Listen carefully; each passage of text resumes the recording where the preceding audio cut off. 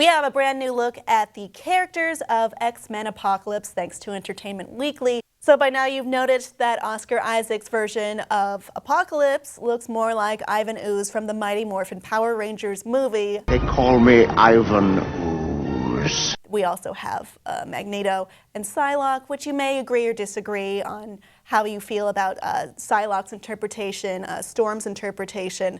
A lot of people are not too pleased with how the final version, or maybe they'll change it, what looks to be the final version came out.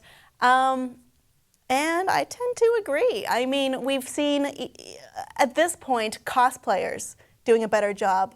Mick Ignis is pretty well known for his Apocalypse cosplay, which was created by Cinema Makeup School, and it looks damn good, and a lot closer to what we would probably think of as being Apocalypse than the purple-faced man you see. When you put the pictures side by side, I mean, you don't expect a literal translation of what you see in a comic book. I mean, or in previous interpretations of characters. I mean, yeah, people weren't happy when the other X-Men didn't look the way that they had appeared previously. Cyclops wasn't wearing blue, Storm wasn't wearing all white, and talking like I am Storm and I command thee. Rain, lightning, thunder, your power is mine! I really miss that. I would have liked it, but it's not completely necessary to the character, I would say. Some argue that this would be a more artistic interpretation, which I tend to agree with, and, you know, fine, have at it. That is your license to do that. Luke Owen at flickeringmyth.com actually wrote a very good article arguing the opposite point of what I'm doing.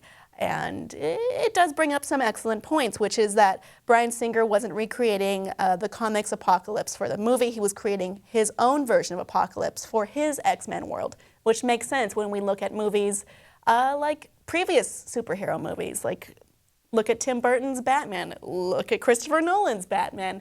Those weren't necessarily frame-by-frame adaptations. I mean, we complained a lot, or some people complained a lot, that Watchmen was a little bit not very daring with what it was doing and a little bit too literal, close, but also missing the point on that.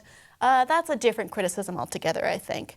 And the argument is essentially that it doesn't need to look like this interpretation or the original interpretation. But my problem with that is that it needs to have some bearing on what it's based on, instead of just being, you know, I understand the need for a director to create his own world and to create a movie that is not the same canon, and I can separate those two things, but it can't be so divergent.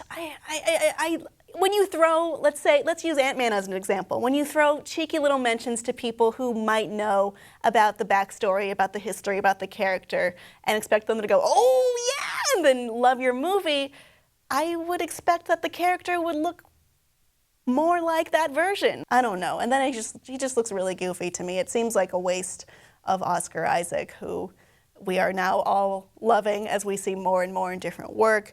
Audience, what do you think? Is it too far off? Should it be far off? Or should it be maybe closer to what we've seen or what we might expect? Or maybe it's just, you know, neither of those problems. Maybe it's just an ugly costume. Let me know below in the comments, and please be sure to subscribe for more.